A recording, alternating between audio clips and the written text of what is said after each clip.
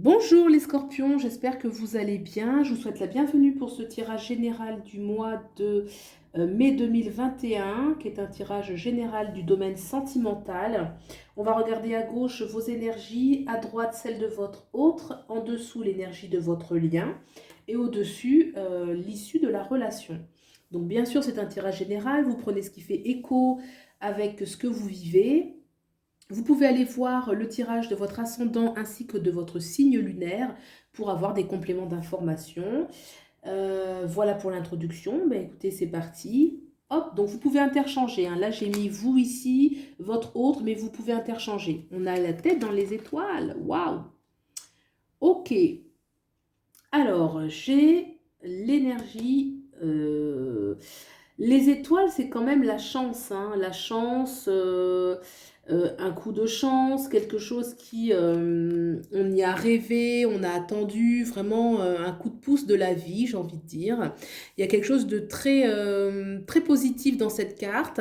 Elle contient aussi une énergie d'attente, hein, il faut le savoir, c'est pas toujours le cas, mais l'étoile, par l'espoir qu'elle incarne, peut euh, manifester aussi, enfin en tout cas nous parler d'attente, quelque chose où on doit attendre que les choses euh, soient prêtes en fait, hein. Donc on va regarder un petit peu le reste.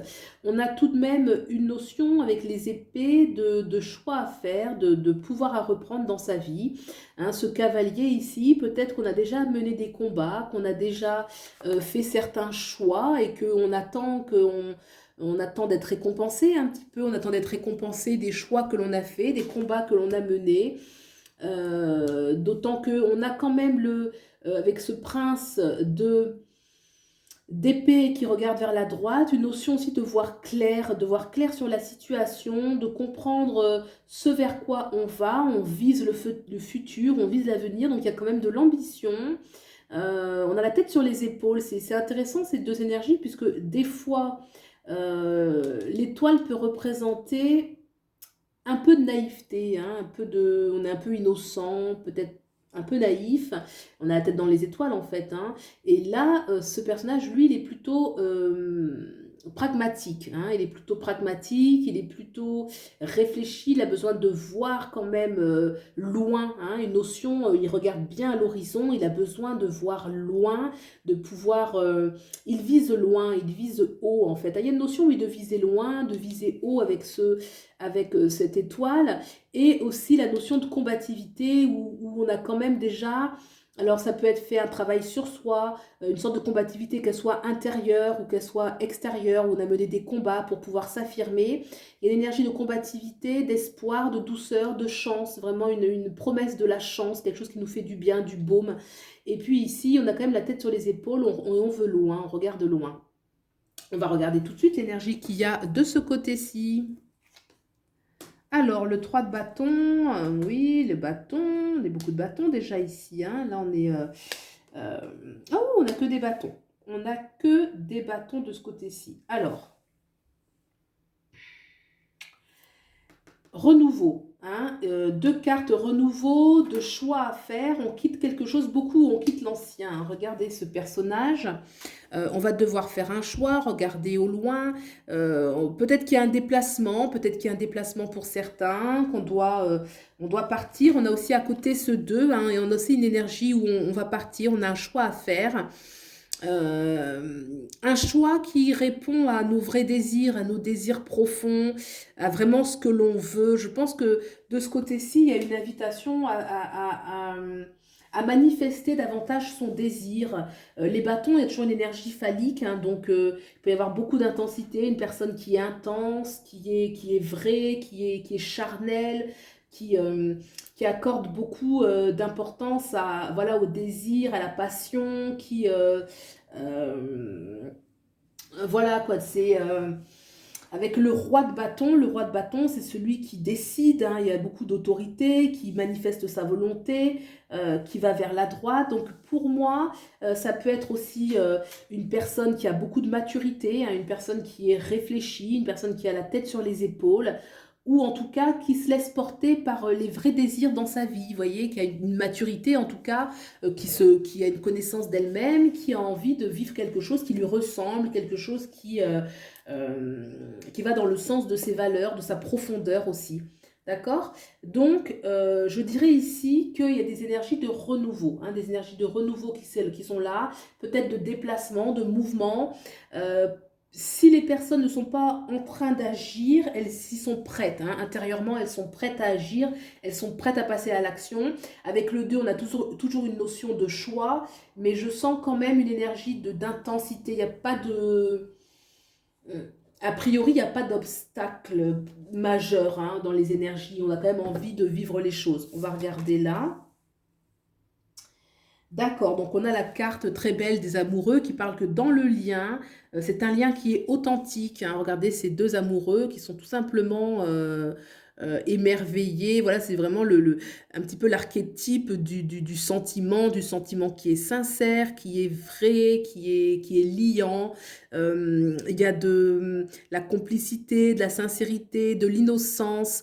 Il y a beaucoup d'innocence qui se dégage justement de ces personnages en fait, hein.